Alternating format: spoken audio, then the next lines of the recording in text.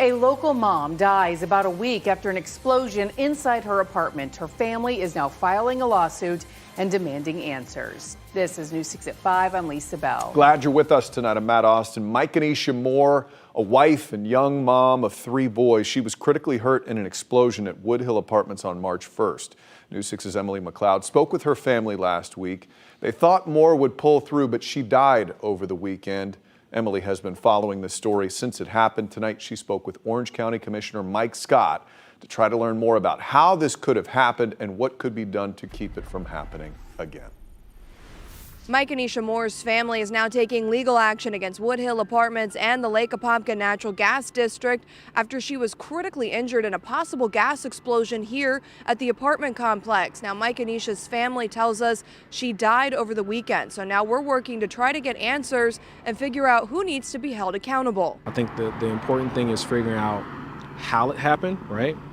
Who was the party, right? And more specifically, like, what was the breakdown? A little more than a week after a possible gas explosion at Woodhill Apartments, we spoke with Orange County Commissioner Michael Scott. The apartment complex falls in his district, so we asked him what role the county plays when it comes to building inspections and gas line maintenance. Would gas line management fall under your building inspector's purview? Not really. We have a number of providers, Tico Gas, Apopka Gas. I think in this instance it's Apopka Gas, and so that's not our expertise. The utilities do different things. However, if we see something that we think is a potential gas issue, then we will refer it to the appropriate agency. The State Fire Marshal's office is currently investigating the explosion, but have not confirmed what caused it. But a field investigation report from the Orange County Division of Building Safety says the inspector responded to an FIR for a gas explosion and goes on to say due to the explosion, the windows and doors were blown out. We don't know for sure if there's protocol in place to do routine checks on gas lines, but do you think in light of this there should be? Is that a conversation? I think that there are. So without doing any thorough research, right, I think there are some protocols in place with just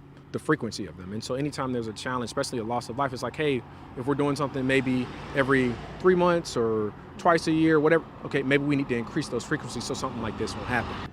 Again, we want to reiterate the State Fire Marshal's office has not yet confirmed what caused the explosion. Commissioner Scott also tells us he's reached out to Mikeanesha's husband, Raven Fondia, and tells us he's reached out to community and county partners to try to get their family help. Reporting in Orange County, I'm Emily McLeod, getting Results News 6. A GoFundMe was set up to help the family. We have a link in this story at clickorlando.com. Just look for it on the homepage.